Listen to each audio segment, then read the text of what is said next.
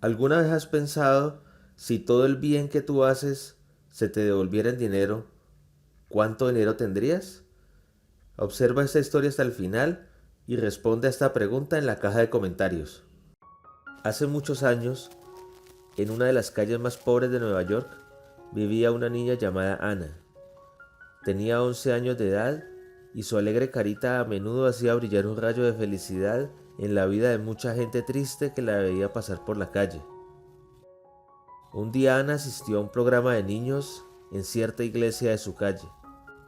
Había estado allí muchas veces en algunas reuniones, pero esta vez ella misma debía tomar parte en la ceremonia. ¿Puedes imaginarte cuán feliz se sentía? Ahora bien, sucedió que entre el público se hallaba un médico bien reconocido. Era una de las personas que aportaba monetariamente más a la obra de la iglesia. Nunca se sabrá si ese día se sentía solitario o triste, pero de alguna forma su corazón fue tocado mientras contemplaba la carita sonriente de Ana. De pronto, la niña se volvió y mirándolo directamente, sonrió.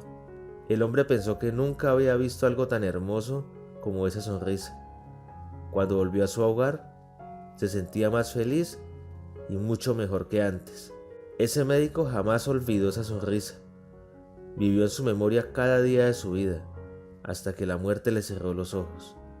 Cuando se leyó su testamento, los abogados se asombraron al ver que había dejado todo su dinero, no a sus parientes porque no tenía ninguno, ni a un hospital, ni a fundación alguna como podría haber hecho.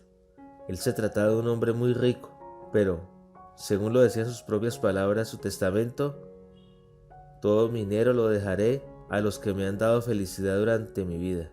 En la lista estaba el nombre de Ana, la jovencita que le había sonreído en aquella iglesia hacía 20 años.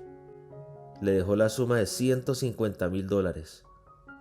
Pensemos en esto, $150,000 por una sonrisa.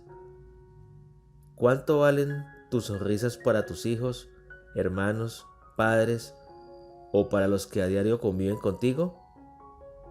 Comenta.